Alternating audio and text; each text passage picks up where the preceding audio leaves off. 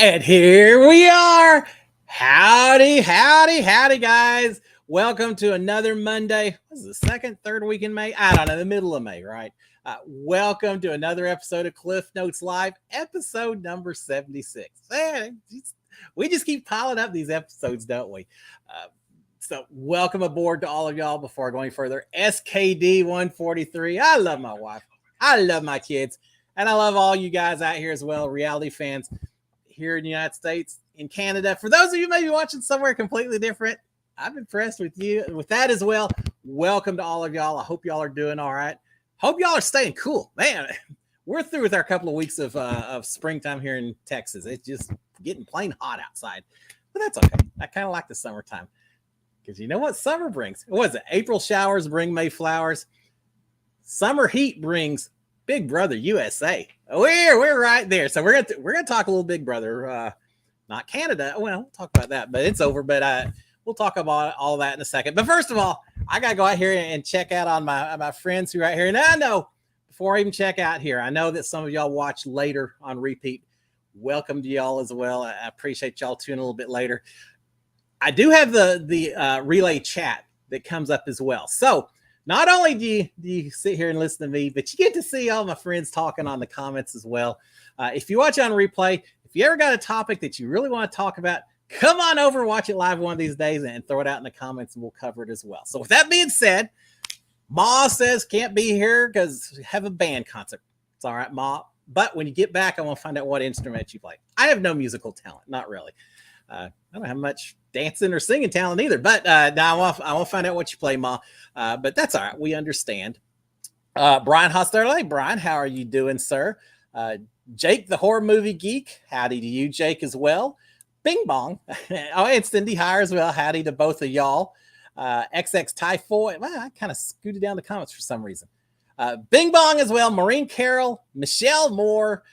Noah Lemon, how are you today? I'm doing pretty well. I don't complain, especially when I'm out doing this show. XX Typhoid, Elisha is out here as well. Been missing in action, had surgery. Well, I hope you're doing better, Elisha. It's amazing what medical technology can do nowadays. So I hope you're feeling better. Janet Johnson, howdy, Janet. How are you doing? Fred Benson as well. Howdy, right back to you, Fred. Ed Brewer, I hope you're doing well. And Mark Taylor as well. Hey, Cliff, being the Challenge All-Stars, do you think you could do all those hard challenges? Well, here's the thing, Mark. Could I do them? Yeah, I could do them. Could I do them in the span of a stopwatch as opposed to a calendar? I don't know. You know, when they point up to the top of the mountain and say, yeah, get up to the top of the mountain to finish this challenge, I'd probably say, okay, are y'all giving me some tents and sleeping bags or something? Because I may not make it in a span of just a couple hours. Nah, I'd give everything I had. I wouldn't back down. If I did a challenge like that, I'd have to just go full speed, realizing that there's a chance that I could just absolutely burn myself out. But you might as well give it everything you got. So if I was doing challenges like that, hall brawl or something, man, I'd be challenging the biggest, meanest guy to a hall brawl. I figure I would go in and go out trying to get as much respect from everyone else as I could, because I would give it, I would take on any challenge without hesitation. But yeah, the challenge has some tough contest in there. Yeah, it'd be tough. I tell you this, I'd be walking out the door every morning from that show, limping around and aching, and man, I'd be crawling. I probably wouldn't even be able to walk after some of those challenges. Those guys are tough. I got a lot of respect for the people who do that show, as opposed to Big Brother. Now, not that we don't have some challenges that are a little tough, but we also spend a lot of time just sitting around. Of course, they do that as well on the challenge, sitting around the swimming pool and talking and conspiring and all of that. But yeah, I love the challenge. I like it. It seems like there's so many challenges out there. I can't keep track of. There's the regular challenge. There's All-Star Challenge. There's whatever other challenge is taking place down in, I think, in Argentina. I haven't heard from David Alexander for a while. He's got to be down there. I don't have any confirmation from anyone. It's just a guess on my part, but I think he's down there competing along with some other people. I'm ready for that show to premiere as well. And I haven't heard anything about that, but yeah. Would I do it? Yeah. Would I survive it? I don't know. We'd see. But yeah, that'd be a lot of fun. All right. Let's see what we've got on here. That's kind of going along with it. Janet Johnson, who do you want to win Survivor? Oh, I don't know, Janet. I don't have huge issues with anyone who is left in that game because I think all of them have played a strong game.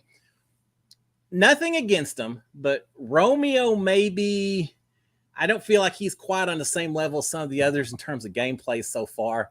I like the guy. I follow him on Instagram. I've actually said, hey, I love watching you play, and I do. But he doesn't have that big resume builder just yet. Now, that may change. Yeah, all it takes is one or two challenge wins or something else, and everything could change. But if I had to pick anyone right now, I don't know. I really am kind of liking Omar just because he doesn't come off as a threat. Right. I mean, he looks like just a nice, friendly guy that, yeah, we'll keep him because he's not really going to threaten us too much.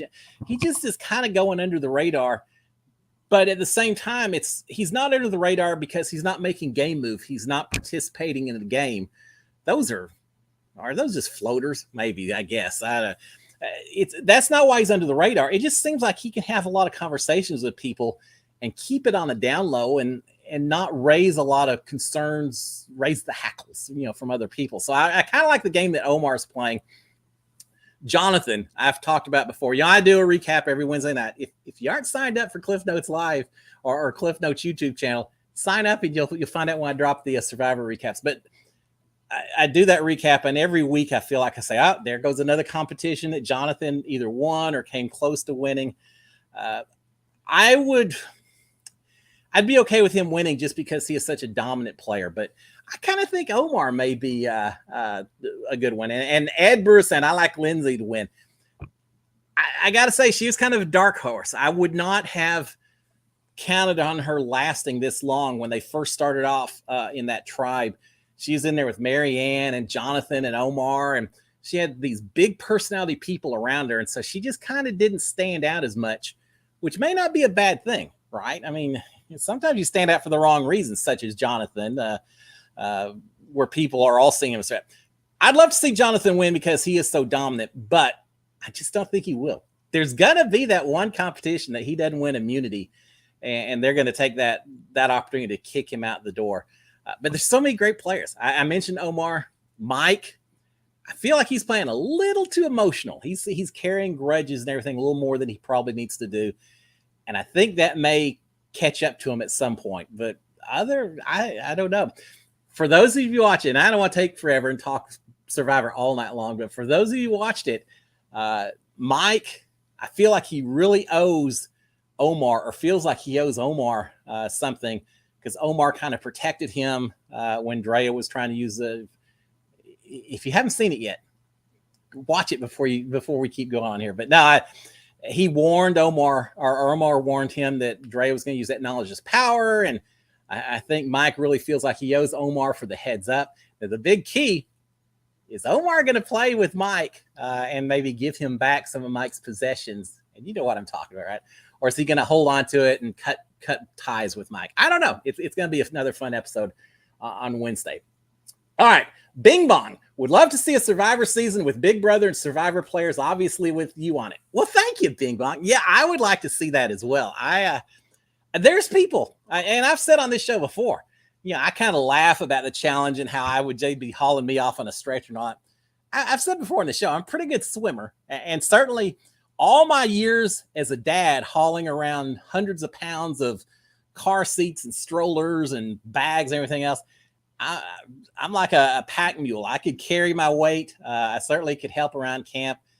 I've taken wilderness survival training and all that. I feel like I do fine in the forest. I do fine on the swimming exercise and all.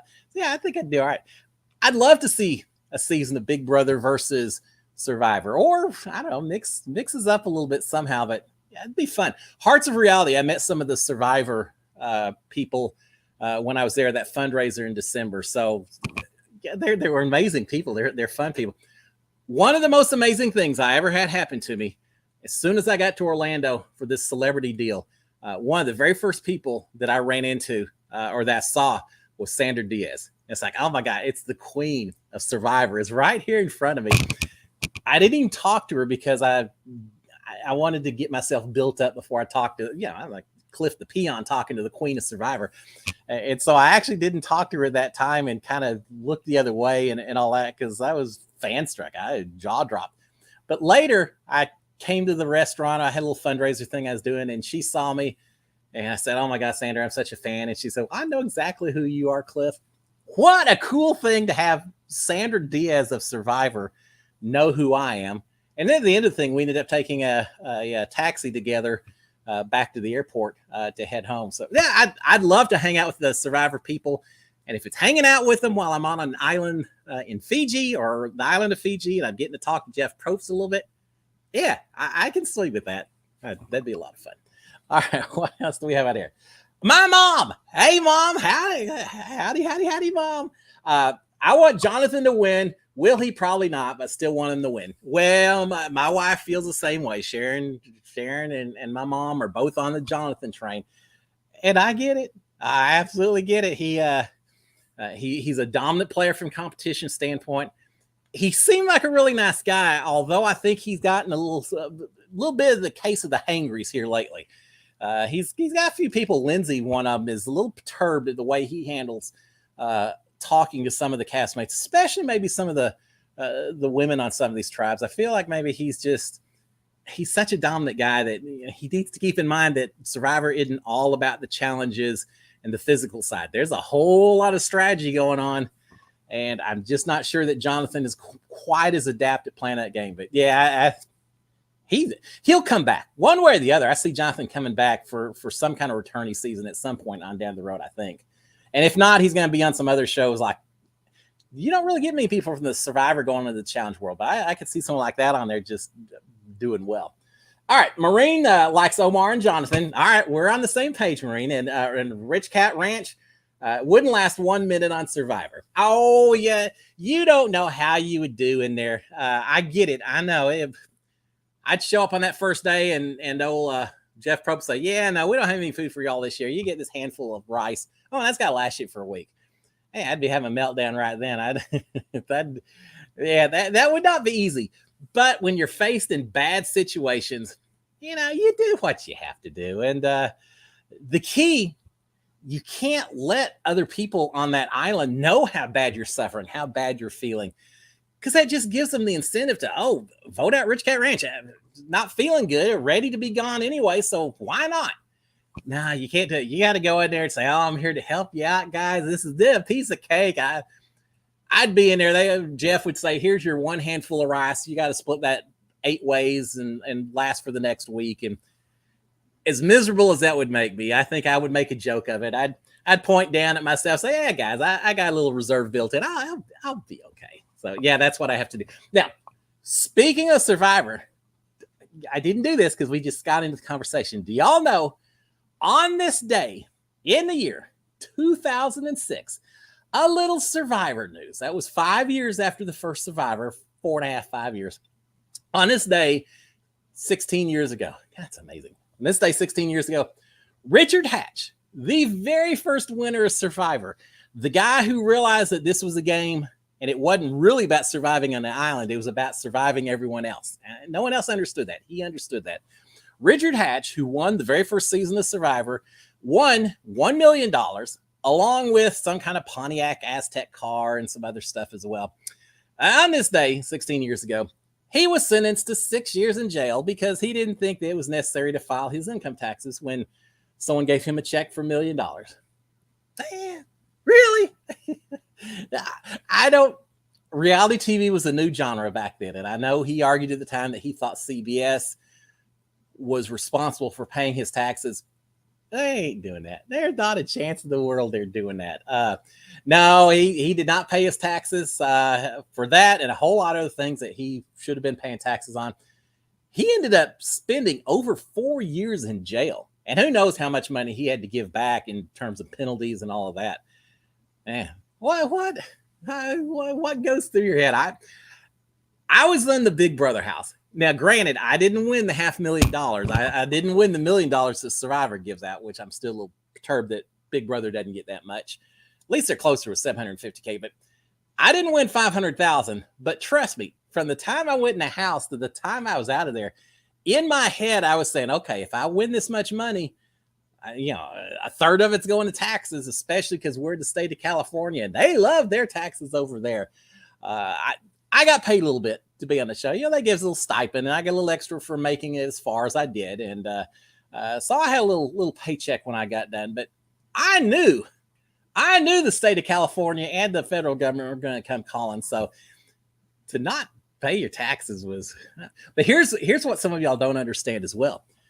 When you do a game like Survivor or Big Brother, something like that, the money that you get, it's considered prize money. It's not, even though they all say, oh, this isn't actually a game show. This is a reality, a drama, so that they can change the rules if they want and all that. Even though CBS goes on and on about that, at the end of the day, they consider it a game when it comes to the winnings. So you get taxed as those that's game winnings as opposed to a job or anything else. Because my thinking is I'm spending 3.5 months in that house. That's the toughest job I ever had to try to survive these 15 other people and win that $500,000. Nah, government says it's game show winning. So yeah, I paid my taxes. Richard Hatch learned a little lesson, which I'm sure has been taught to a whole lot of people since then. He was not only the first winner of a reality show like that, but he was the first one who got in trouble for not handling his money so well. So I love Richard Hatch, watching him play the game. There's some things he did that would never be allowed in this day and age. It's 20 something years later, but back then you could get away with it. He was running around naked all over in the island and all of that. Talking about making some of the other housemates or castmates feeling a little uncomfortable. If any of y'all going Big Brother, here's just my little personal suggestion. Don't go in there running around that house naked, because you're probably going to get booted pretty quick. I say that you may impress some people. There may be people who want to keep you in the house just for that, but probably not. So keep them clothes on while you're inside the Big Brother house. All right, Julia, will Omar easily give the idol back to Mike? I don't know, Julia. That's my big thinking. I think if Omar doesn't do it, he's in trouble, because Mike is one of those. He takes everything very personally and very. He's a little bit like me, I guess, in some ways. Handshake means something and all of that. And I have a feeling that there had to be some kind of agreement that I'm going to give this to you, but you got to give it back to me as soon as we're done. And now, if Omar doesn't do it, then Mike is going to immediately mark Omar as my top enemy, the person I want out more than anyone else. And I think Mike will work to try to get Omar out. Now, Omar will have an idol to protect him 1 week, but that's all. I'm not sure. I kind of think he'll give it back, but if I was Omar, man, I sure would be tempted to hold on to it. Well, wouldn't you? I mean, it's an immunity idol. How do you give that back to someone? I don't know. It's going to be tough. I'm really looking forward to Wednesday's episode because of that. Ed said, I've noticed it's less about being the best player and more about who the jury likes. It's social game. Absolutely, Ed. It's when I was judging on Big Brother, and I probably would do it if I was on Survivor and having a judge. Hopefully I'd be there getting judged instead. But I kind of viewed it as 3 votes that I was casting. One was who played the best, just competition game, winning challenges, saving themselves when they needed to and all of that. That was 1/3 of the 3-legged stool, I guess. The other part was a social game. How well did they interact with everyone else? How well did they get along with other people while they were in the house? And then the third part was the jury management. And it's easy to send someone out the door, but if you send them out mad at you, then that should have an impact as well. So I certainly looked at those 3. And so for my season of Big Brother, I said, all right, well, Mickey handled the social or the physical game better than Holly. He handled the jury management horribly. So I had it kind of 1-1 between Holly and Mickey on that point. So it came down to the social game while you were inside the house. And I ended up giving it to Mickey because Holly played a good game, but the fact that Mickey could win so many challenges and still keep people aligned around him and survive and do some of the sneaky things to survive. He just played a little bit more aggressively. I don't know, a little taking a little more risk here and there. And so that's where it turned it. But no, you're absolutely right. Right, Ed. It's a social game. Look at Jonathan. He may win to the very end. He wouldn't be the first dominant physical player to take it to the very end. We've had a couple of those, But it only takes one bad week where you just don't have a challenge that's quite your challenge, and you're an easy target to get out the door. Whereas a social game, look at Drea. Drea got sent home because I think she was playing such a strong social game. Seems like everyone liked her. She was friendly, and sometimes that spells your downfall as well. These are tough games. You got to cut people loose while you're smiling at them and saying, "Hey, yeah, I'm cutting you loose, but please give me the money when it comes down to it." That's tough to do. All right, Brian Hostetler, when you win some money in the competition, for example, $5,000, do they deduct that from the amount you get for being on the show, or is it in addition? It is in addition to the show itself. It's above and beyond is how that works. Now, having said that, I don't know if you win the grand prize. I guess it's still on top of that as well. So, for example, in my season, Mickey won Big Brother. He won $500,000, but he also won $5,000 on this little spot the difference in the house that we played, and he guessed it. He and I guessed the same number. He just locked in his answer before I did, which still chaps me. Drives me crazy. But he won $500,000 plus that $5,000. So yeah, it's above and beyond what you get just for being on the show itself. So yeah, it can start working its way up a little bit. It's not bad. But yeah, that's the way it works on Big Brother. I think that's the way it works. I assume that's the way it works on the other shows as well. So yeah, and here's the thing too. I used to always think that, all right, someone wins a trip somewhere, they'll give them a little bit of money that represents the value of the trip, and they'll never actually take it or whatever. I always thought that's the way it worked.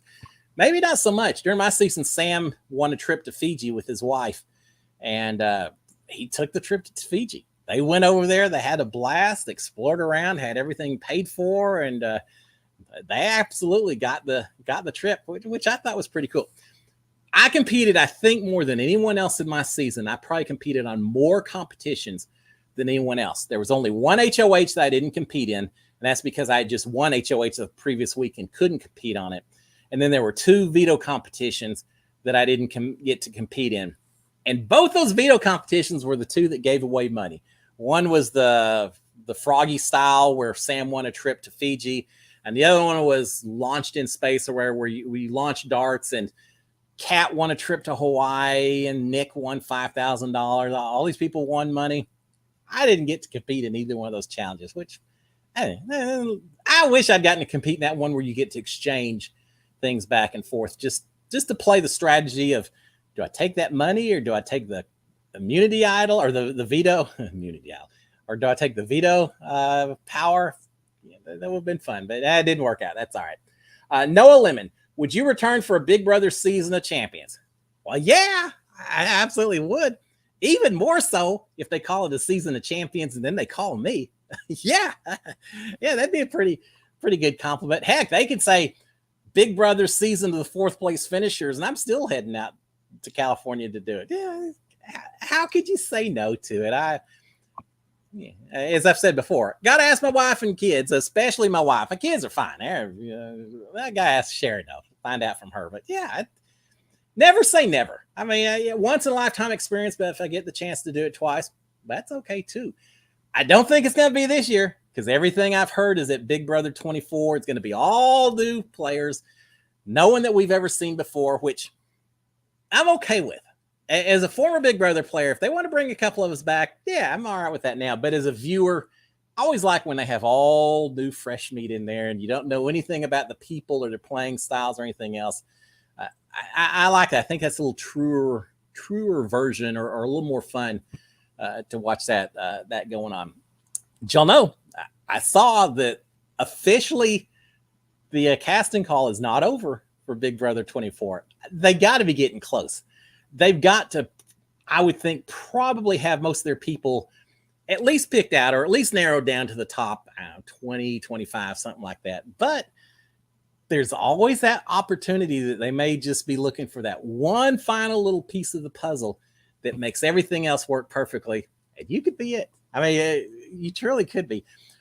But because you send in tapes nowadays, instead of just showing up casting calls and all of that, I also think that even if you haven't tried out yet this year and you want to send something in, even if you didn't make it for this season, You never know when there's going to be someone who watches that and says, "Oh man, this person will be perfect," but we've already got someone similar that's over here.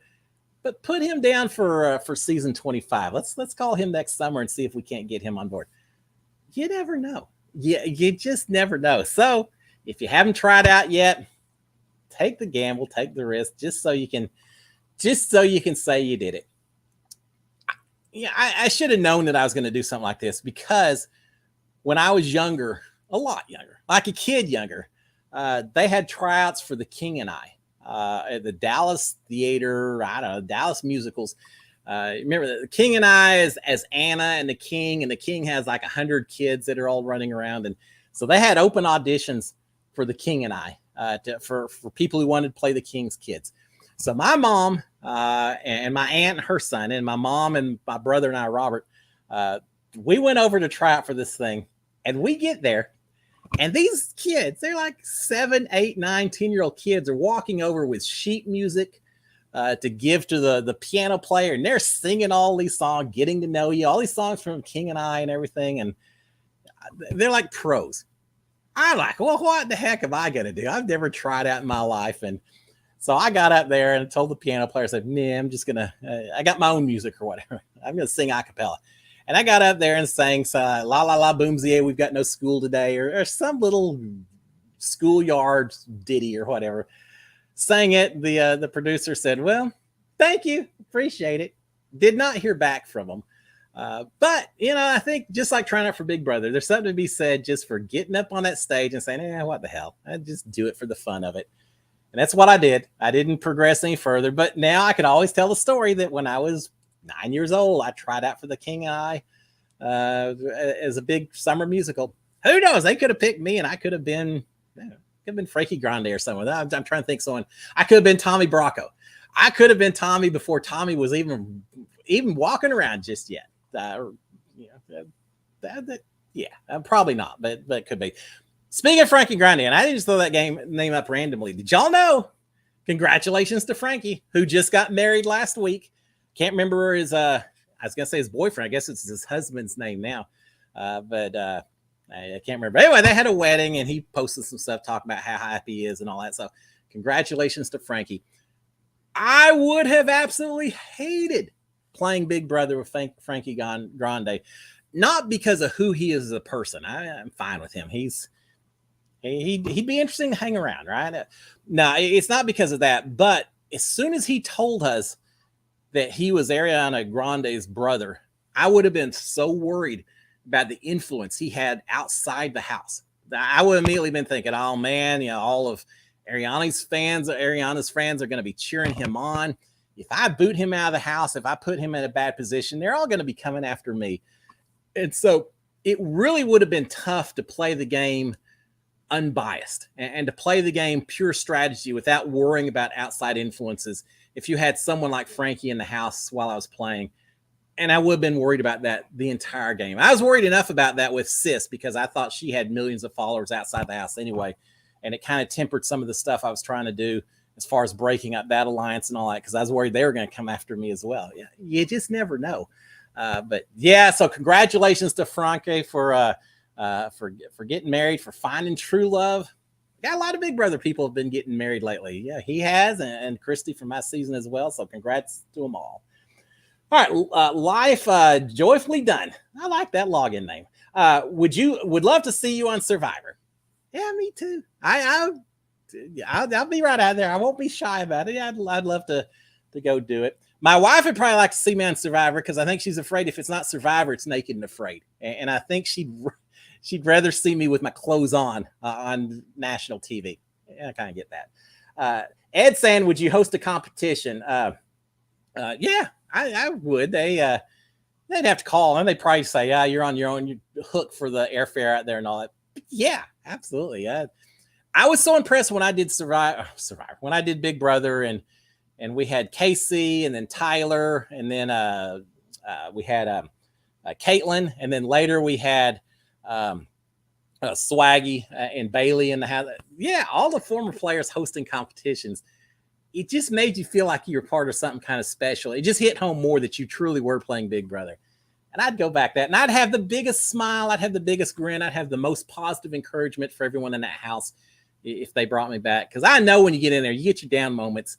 And I just think a big bright smile and someone saying, "Hey, you're doing good. Just stick with it, guys." And I think, yeah, I'd love to do it. Ryan saying, any news when the season will start? And Bing Bong saying July 6th. I've heard July 6th. I've heard right like June 29th or so, or right at the end of June. I actually, before this episode, before Cliff Notes started, I was trying to remember when my season started, because if I recall, Ovi was voted out, but then he got to stay because of camp comeback and all that. But he was voted out on July 3rd, and that was basically 2 weeks from when we started the season. So that makes me think that we started around June 19th or so. 19th or 20th, I think, is when Big Brother 21 started. But again, that was before COVID. Is when they had all their production for their fall season was already going on. So they wanted to wrap up Big Brother probably earlier than they do now with the current situation and all that. So, yeah, that's a long answer. Short answer is probably the last week of June, first week of July is anybody's guess. I don't think any of that's official. That's all just us guessing. Now, I have heard, and this isn't official either, but I have heard that we're probably going to get feeds from night one yet again, which is so great. Y'all missed so much by not seeing our first week of live feed. You absolutely did. But yeah, I think we'll get live feeds from the very first night, which is just so much better way to do it. So we'll see. Noah's saying, my cousin tried out for Big Brother 24. Look out for Charlotte. All right, Noah. I'm trusting you that if she makes it on there, you're going to have to make sure we find out about it so we can set up our Charlotte cheering section here on Cliff Notes Live. And we'll do it. Trust me, we will absolutely do it. And we're going to rely on you to give us all the inside scoop on her strengths and weaknesses and all the skeletons in her closet and everything else, so we can be just a step above everyone else, a step ahead of everyone else. I really hope that someone I've talked to gets on that show. It happened last year. Frenchie had followed me, and I ended up following Frenchie and talked to him a little bit, and then suddenly he pops up and he's on the show. So it is possible, because I know when I thought there was a good chance I maybe was going to get on the show, I started following other former house guests and really paying attention to what they were doing. I didn't ask a lot of questions and reach out on DMs and everything because I didn't really know what that was. But yeah, I would be so happy to do that. And one of the things I'm thinking about doing, y'all tell me if you think this will work. I think before Big Brother 24 starts, I may, right at the 1st of June, somewhere around there. God, that's getting pretty quick. I may do a little YouTube video on what to prepare for if you're going inside the Big Brother house. Not competition, not strategy, not how to do this or that. None of that. Just strictly the absolute basics, like how many pairs of tennis shoes should you pack? And what kind of sleep clothing should you wear? And what should you expect from the toothbrushes and the toothpaste and the deodorants? And what if you got a headache while you're all the little basic questions that I didn't have a clue about when I was trying to go in the house. Now, Dan Giesling had done some videos on what to pack. I don't know how he fit his stuff in. He had about 4 suitcases worth of stuff. I couldn't make it work. But I may do a little video just on the nuts and bolts of what you may want to think about bringing, what you may want to think about being prepared for.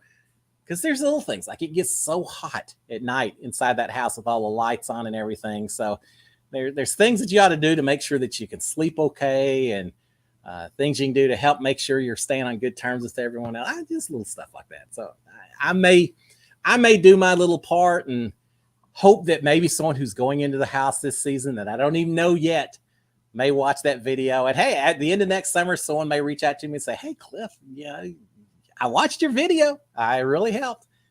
That'd be pretty cool. That'd be a lot of fun. Ma's back. Well, welcome back, Ma. We thought about delaying the show a little bit, but then we decided to go ahead and proceed. But welcome back. I hope the band practice went well. I had a question that you probably haven't seen because you were off doing your band stuff.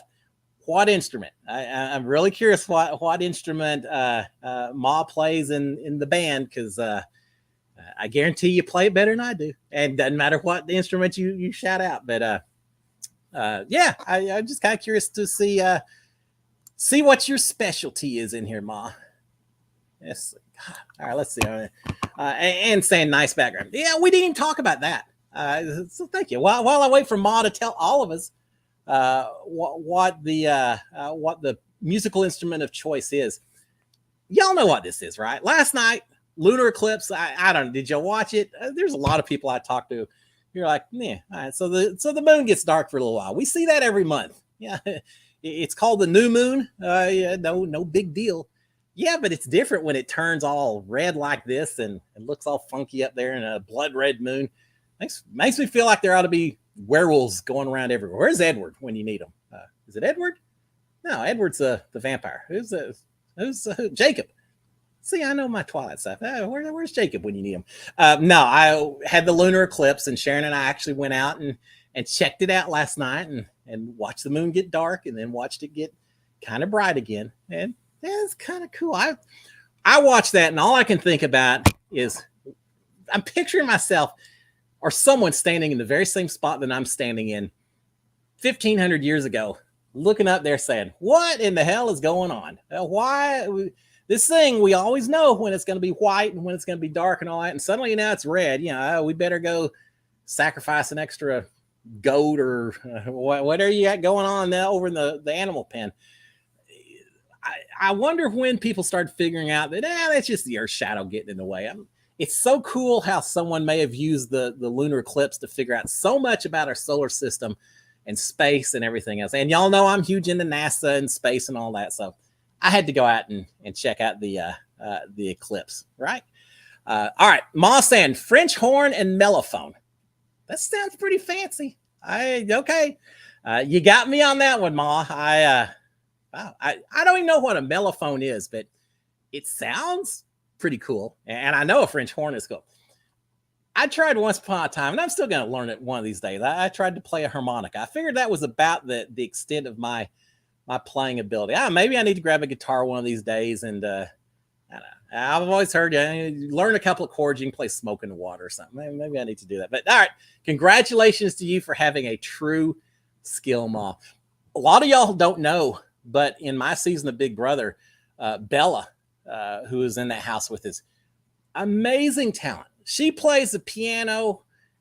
I don't even know what other music. She plays 4 or 5 different musical instruments. And she talked about that her parents put a lot of pressure on her to play a lot of music. But she plays all of it. And you didn't get to see it inside the Big Brother house. It wasn't about music in there. But yeah, she's amazingly artistic. I really wish I could find her one of these days and just set her down and say, play something for me. Let me see another side of you, Bella, besides just the conspiring, sneaky part that came out while we were playing the game of Big Brother. That's what's funny. When you play Big Brother, I realized pretty quickly, you've got the person that you see inside the house that's playing the game, but that's not necessarily the person who's outside the house, for better or worse. And I mean, they may be better, they may be worse outside the house, but it's a different person when you're not inside that house and under the pressure of playing that game and having to be brutal and mean and conspiring and all the things that Big Brother forces you to do. So it's always fun and that's why I like seeing some of these Survivor players when I went over to the Hearts of Reality, seeing them just hanging around being regular people instead of being on an island where they have to do certain things in order to survive. It's always cool. Yeah, and Moss saying Texans playing a harmonica. Kind of stereotypical, right? But call me Cookie, give me a old pot of coffee, and I'll play a sleeping bag with the stars out, and it'll be set, right? Be ready for a movie. Now, I was going to tell you about lunar eclipse real quick. Little side story to lunar eclipses. Did you know, and my mom's out there, so she probably can confirm it, one of the very first times that I sleptwalk, I don't sleepwalk a lot, but I do every once in a while. I used to every once in a while. One of the very first times I ever sleptwalk was for a lunar eclipse. My mom came in, I guess, to check me out, make sure I was sleeping okay. I wasn't in bed. She started walking around. I was in another bedroom, staring out a window, not moving, just staring like a mannequin. And she came over and said, Cliff, are you okay? Are you okay? And finally I said, I'm watching the lunar eclipse. And I think they'd said something a day or two before there was going to be a lunar eclipse. Something stuck in my head. I woke up in the middle of the night. I just went and stood in front of that, like Paranormal Activity or something. Just stand in front of that window for an hour or so, waiting to see a moon that's way up in the sky or whatever. I think it's kind of creepy, right?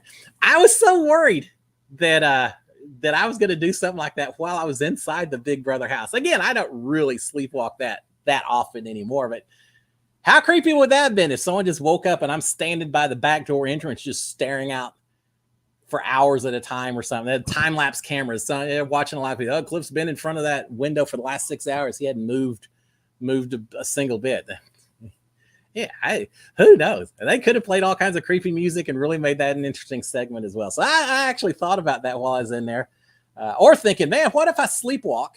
I go off to the kitchen and I eat a watermelon or something, and then I come back and I go into the wrong bedroom, get into the wrong bed or something. That could be awkward, and that could create a whole different set of issues as well. So yeah, a little worried about that. Those bedrooms get so dark when they turn the lights off. I said how hard it is to sleep when the lights are on.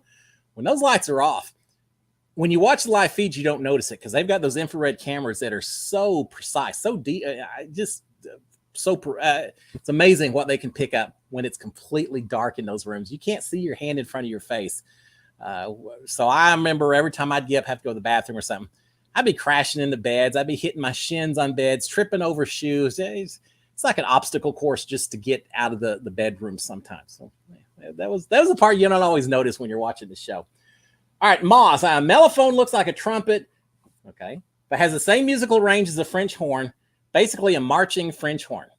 Okay, that's a pretty good description. I can envision exactly what you're saying, and okay, and buying it. So that's all right. Thank you, Ma.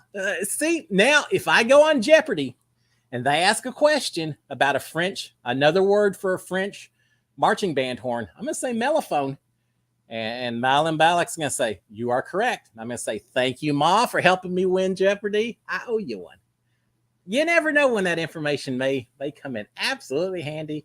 If nothing else, a little trivia question I'll ask the family later, and they'll be amazed that especially knowing my musical skills, they'll be amazed that I know the difference between a mellophone and a French horn, and everything else. So thank you for that. All right, Michelle, how many hours a week do you watch TV? Too many. No, I actually don't watch that many. I'm one of those, I kind of have the TV on in the background a lot of times. I'll keep it on different news stations, or I don't know. I'll keep it on the Amber Heard Johnny Depp trial or something. Yeah, sometimes I'll just have it on. One of my favorite shows for just background noise, not even really paying attention, is Judge Judy. I always like Judge Judy just to see how she rules and see who can have a good, strong argument and who comes in there just blind. I have no clue what they're even trying to argue. And it's like, oh man, why would you say that to Judge Judy? So I like that show. But I don't watch that much TV except for reality TV. I watch all of CBS, Survivor, Amazing Race, Big Brothers. I don't watch as much of The Bachelor or Bachelorettes as I used to, just because I don't have enough hours in the day.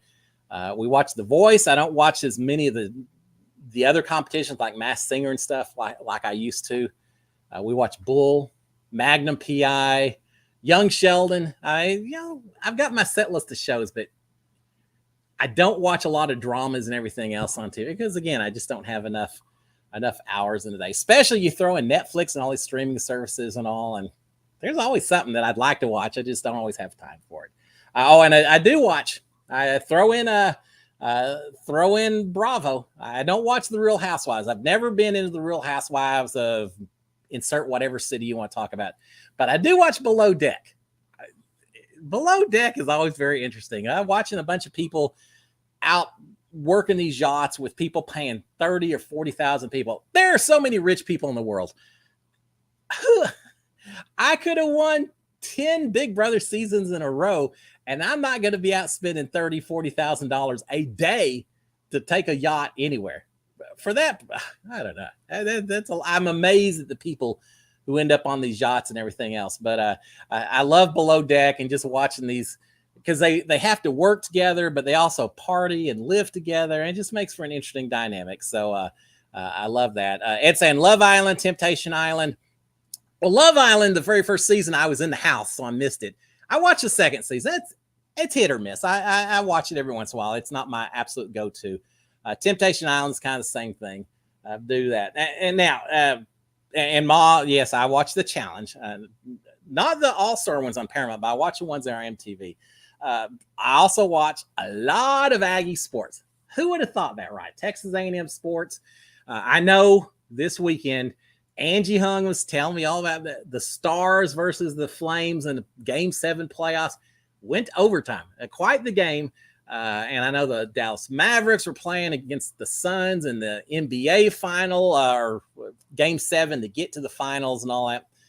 The Western Conference Finals, I think. I wasn't watching any of that. I was watching my Texas A&M sports. I watched a lot of Aggie baseball this weekend, playing the game. One of the second to the last weekend of baseball season for college baseball. So I did that. But I did something else that was a little fun this weekend, and that kind of gets back to the some of y'all saw the reminder for my YouTube show. Old Boss Hog in a swimming pool. Yeah, it's because this weekend I went over to another part of Houston and watched my niece compete in synchronized swimming. She competed in the duet version and the team version where there's a whole bunch of them out there. And they competed for a spot in the Junior Olympics, believe it or not. And guess what? My niece is going to the Junior Olympics. Yeah, she's going as part of their, I think, part of their team deal. It's amazing what these synchronized swimmers can do. She got 3 first place medals. So yeah, she did great. But I'm always amazed when I watch her and her teammates and all the other people that compete, what they can do underwater, complete rhythm, moving their feet back and forth with one another and spinning at just the right moment of time and holding their breath forever and ever and ever. I've watched her practice before. We've been to 1 or 2 practices. I know she just swims laps back and forth, back and forth. And here's my thinking. I'd like to see a Survivor season. I have to go on Survivor, but they may want to reach out to my niece and put her on an episode of Survivor or season of Survivor as well. Because I guarantee they put her in the water. She's going to swim faster. When you got to swim down to the bottom of the ocean and untie 400 knots in order to release the beach balls to come up to the surface, she'll spend 20 minutes down there and she'll untie them all before she comes up for a breath of air. Maybe not literally 20 minutes, but pretty dang close. She would surprise a lot of people because it's like Flipper. It's amazing these kids can do so much underwater that the water just becomes their environment because they put in so many hours of work. So it's paying off. She's going to get to go to the Junior Olympics, and it was fun watching. I was up with all the parents watching. My sister-in-law was there and all the other team parents. Everyone's up there cheering their kids on and cheering the teammates on. All the parents are down there with their cell phones, recording every routine and cheering for them every time their head pops up over the surface of the water. Yeah, Texas is a sports set for football and things like that. And you expect to see that Friday Night Lights, the whole town turns out and is cheering for the star football player, scores the game-winning touchdown. Yeah, we're used to that in Texas. But it was kind of cool to see so much enthusiasm and so much passion for a sport that you don't hear as much about. I mean, synchronized swimming, right? But they were every bit as excited as anyone else, and they should be, because I guarantee these girls, every bit the athlete of any baseball or football or basketball player I ever say, I'm in awe. And I say all the girls, and I shouldn't say that because there are actually a few guys that were competing as well. Not many. It's definitely more of a female sport, but there were a few of them in there. And I applaud those boys as well, kind of going against the grain and saying, this is what I want to do. And by God, I'm going to do it because I want to do it. That's what I like to see. And they did great too. I mean, can you tell I had fun watching the competition? It was fun. It was just fun. And even my niece, she's in high school. I mean, she's upper levels. You watch these little kids, 7, 8 years old, that get out there, and some of them do a little bit better than others, but it's a learning process. You can't ever be perfect without having a whole lot of failures along the way. And so, some of them didn't do quite as well as others, but they were out in the pool and they were trying, and I just loved watching it. So there you go. All right, Mark Taylor, when you were a kid, did you play in the band? No, I didn't play in the band. They would not have had me. I would have been the one playing the triangle at the end of the line or something. I don't know that I've got a lot of rhythm or anything else. But what I did do, I played football. Yeah, I'm from Texas, right? So I played football. I played up until high school. I was the lineman, which I was kind of a beanpole. You'd never know that looking at me now, but when I was younger, I was short and skinny. Then I kind of went through my growing years, and I got tall and skinny. I don't think I broke 100 pounds till I was probably about 15 or something. I mean, I was kind of a little beanpole kind of kid. Not the best look for playing a lineman in football, but yeah, I played football and loved it and all of that. So did that. Played a little baseball, not as much as I did football. Played just a little bit of soccer. I love soccer now. I love watching it, World Cup and all of that, UEFA and all that. But back then it was just kind of taking off in Texas, and so I didn't do so much of that. Did just a little bit of wrestling as just an off season type of way to stay in shape for football. It's all about football down here. But yeah, so I never did band. I did the football side of it instead. So we got that. All right, let's see. What else do we have on here? Ed saying, as a fan, who are your favorite Big Brother players not on your season? Oh, Ed, there's so many, and if I start throwing out the names, I'm gonna have some people mad at me. I like the players who I didn't expect to do well coming into the season. Now, there's a couple of them. Donnie and Kevin, certainly cheering for them, just because I could relate to them, the old guy in the house type deal. And Sheila Kennedy as well. She was the older, woman in the house. And so the kind of older player who feels out of place, obviously I like them. I love hanging out with them. But two of my maybe all-time favorite players, just because I just love the way they played the strategy game. One, Vanessa Russo, maybe the best player who's never won. Yeah, I'll temper that. I don't know. I mean, there's a lot of them out there, but I think Vanessa, she's a poker player. I mean, I just feel like she played a pretty good game. Maybe a little too emotional every once in a while, but hey, it's an emotional place to be. I really liked watching Vanessa play the game. I really liked watching Ian Terry. I just loved watching Ian, because who would think that guy would figure out the ins and outs and how to win this game? And he won it differently than people had won it in the past, I think. So I liked Ian's game. I like a lot of those like that. Steve Moses, who just kind of, who would have thought he would have won the game as well? I've met both. Ian lives here in Houston. So I've talked to him, met Ian a few times, Steve once or twice as well. Have not met Vanessa yet. I'd love to, but she's busy. She's got a couple of babies now and all that. But those are some of my favorites. I know I'm missing some as well, but yeah, I kind of like the underdogs who don't start off week one in the big alliance, and yet somehow they survive week to week to week and do okay. All right, Bing Bang. What would be a fun twist for Big Brother 24? I think the anonymous HOH from Big Brother Canada would be fun. Yeah, I'd be okay with that. What would be fun? I've said before, so you're probably tired of hearing it, but I'll say it real quick. I like the idea that you can maybe buy some kind of advantage or twist, that maybe you have to buy it from the game winning if you win the final game. So it's some concrete money that you're having to shell out for one of these twists. How much do you really want to buy that advantage on the POV competition if you know it's going to cost you $20,000 of prize money if you win the big prize? And are you going to take money out of your prize money to get an advantage just to protect someone else in your alliance that doesn't even involve you? I mean, I think that could create all kinds of interesting stuff, but they may not want to ever start messing with the prize money at the end. I can see maybe that creates issues. I would like a twist where maybe, they used to do a deal where you could get an advantage on a POV if you're willing to take certain punishments. Are you willing to go on slot for the rest of the season? Are you willing to shave your head? Are you willing to give up competing in the next 3 HOH competitions? Something like, I maybe would like to see that and just see how dedicated people are, or how determined are they to win one particular challenge. I don't know. That's why. What I do not want, I don't want any twist that involves people knowing each other outside the house. I had enough of that in my season. I don't want any of that at all. I don't want a twist that involves anyone getting sent out of the house on day number one or put in any kind of bad situation on night number one. Because when you do that, you're forcing people to make decisions based on stereotypes, based on who am I most comfortable with, without actually getting a chance to spend time with anyone else. I don't want that. I want everyone to have to spend at least a few days getting to know each other and then force people to make some tough decisions and send someone out the door or start, doing some things here and there.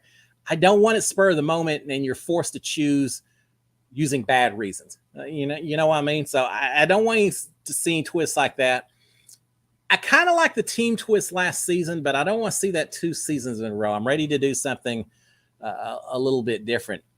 I was thinking about the team twist because a couple of weeks ago I was in West Virginia, and Ronnie Talbot's from Parkersburg, West Virginia, where I was at, and we couldn't quite make ends meet. But next time I go, I'm gonna hook up with him. We're gonna have lunch together and talk old school Big Brother. But he was on a season, is that 11, where they had a team type situation as well, and so I kind of like that sometimes, to force some alliances to develop before it's just a popularity contest, and alliances develop because of that.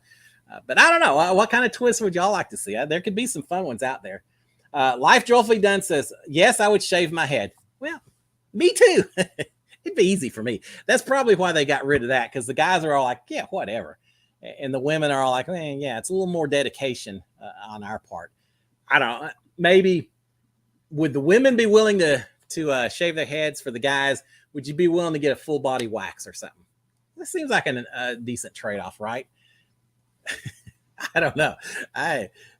Look at me. If you saw me during my season out behind the pool, I got a little body hair here and there.